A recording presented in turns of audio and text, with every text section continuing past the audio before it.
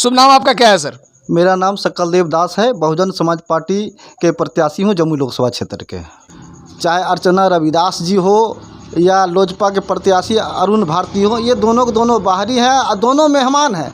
अर्चना अपने आप को जमुई की बेटी कहती है और वो अपने आप को कह रहे हैं कि हम जीजा हैं। तो होली कोई दीदी है, कोई जीजा है, लेकिन आप?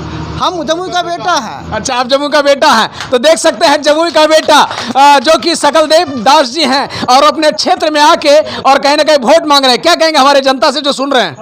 जी, मैं यही जनता से अपील करूंगा कि जो जीजा और बेटी है, वो अब जब शादी हो जाता है तो मेहमान हो जाते हैं। मेहमान का काम होता है होली दशहरा में आए, अच्छे पूरी पकवान खाएं और अपना दान दक्षिणा लेके जाएं। आपको जनता कमाने का काम सिर्फ घर का बेटा का होता है। वो मेहमानी करके जाएं।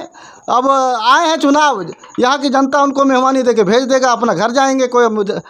मैं पूरे लोकसभा क्षेत्र की जनता से यही अपील करूंगा, इस बार घर का बेटा को चुनाव जिताएं, बाहरी को यहाँ से खदेड़ें। बाहरी को क्षेत्र का कोई आइडिया भी नहीं है, कोई पंचायत का नाम भी मालूम नहीं है, कोई गांव का नाम मालूम नहीं है, तो विकास क्या करेंगे? चलिए इनका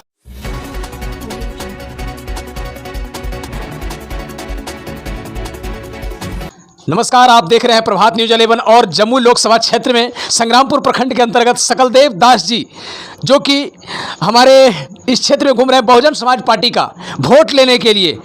जब चुनाव का महीना आता है सारे नेता घूमते हैं और इनका चुनाव चिन्ह तो आप जानते ही हैं, बहुजन समाज पार्टी का हाथी छाप, जो कि मायावती इनका अध्यक्ष हैं। और ये जो सकलदेव दास क्या विकास करेंगे इस क्षेत्र में घूम रहे हैं, वोट मांग रहे हैं। देख सकते हैं हमारे सामने सकलदेव दास जी जो कि संग्रामपुर प्रखंड के बिरजपुर गांव में हैं और वोट मांग रहे हैं अपने दास समाज में। जबकि एक तरह से दूसरा प्रत्याशी अर्चना रविदास है और उनका हस्बैंड मुकेश यादव जो कि लालटेन छाप से आए हैं और ये हाथी छाप से आए हैं।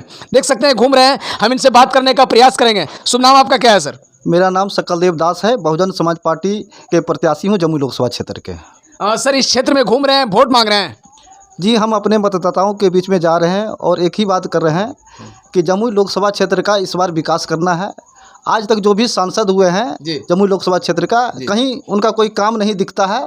एक सांसद हमारे बीच में अभी वर्तमान रहे हैं चिराग पासवान जी। और जब भी जमुई आते थे तो एकदम सीना ठोक ठोक के कहते थे कि हम जमुई का बेटा हैं और जवानी में आए और बूढ़ा होके जाएंगे। और आज वो ऐसा धोखाबाज निकले कि वो बीच से ही भाग गए।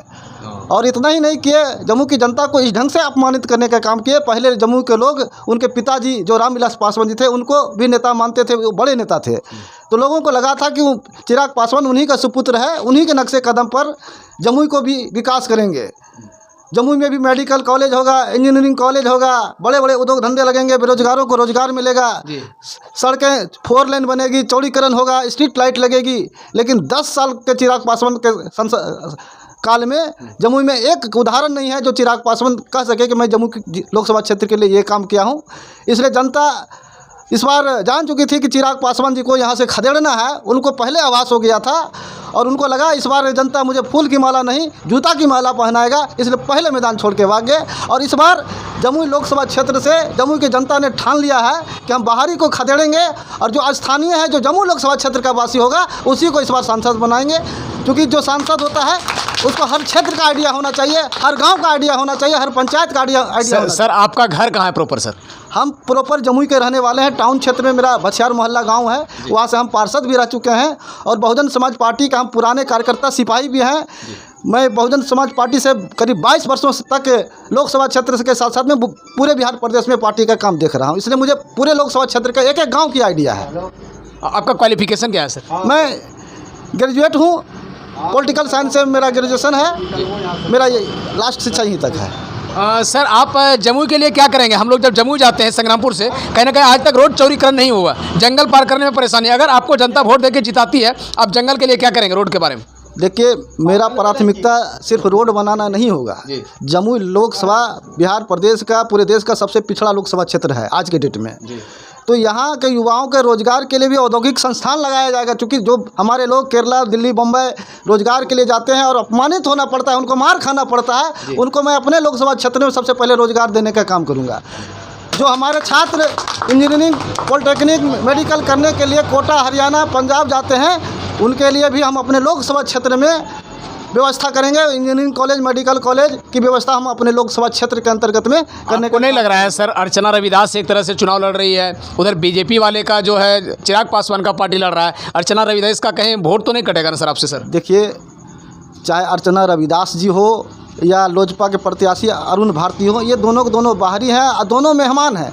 अर्चना अपने आप को जमुई की बेटी कहती है और वो अपने आप को कह रहे हैं कि हम जीजा हैं। तो होली कोई दीदी है, कोई जीजा है, लेकिन आप? हम जमुई का बेटा हैं। अच्छा, आप जमुई का बेटा हैं, तो देख सकते हैं जमुई का बेटा जो कि सकलदेव दास जी हैं और अपने क्षेत्र में आके और कहीं ना कहीं वोट मांग रहे हैं। क्या कहेंगे हमारे जनता से जो सुन रहे हैं? जी, मैं यही जनता से अपील करूंगा कि जो जीजा और बेटी है, वो अब जब शादी हो जाता है तो मेहमान हो जाते हैं। मेहमान का काम होता है होली दशहरा में आए, अच्छे पूड़ी पकवान खाएं और अपना दान दक्षिणा लेके जाएं। आपको जमाने का काम सिर्फ घर का बेटा का होता है। वो मेहमानी करके जाएं। अब आए हैं चुनाव, यहाँ की जनता उनको मेहमानी देके भेज देगा, अपना घर जाएंगे। मैं पूरे लोकसभा क्षेत्र की जनता से यही अपील करूंगा, इस बार घर का बेटा को चुनाव जिताएं, बाहरी को यहाँ से खदेड़े। बाहरी को क्षेत्र का कोई आइडिया भी नहीं है, कोई पंचायत का नाम भी मालूम नहीं है, कोई गांव का नाम मालूम नहीं है, तो विकास क्या करेंगे? चलिए, इनका कहना बिल्कुल सही था, इसलिए कि हम भी इसी क्षेत्र के आते हैं। कहीं ना कहीं अगर क्षेत्र का विकास नहीं होता, थोड़ा सा दर्द होता है। और एक पढ़े लिखे शिक्षित सकलदेव दास जी हैं जो कि अपना चुनाव चिन्ह हाथी छाप लेकर आए हैं। और आप लोग को कैसा अनुभव होता है जरूर कमेंट करके बताइएगा। बस अभी तक के लिए जय हिंद, जय भारत।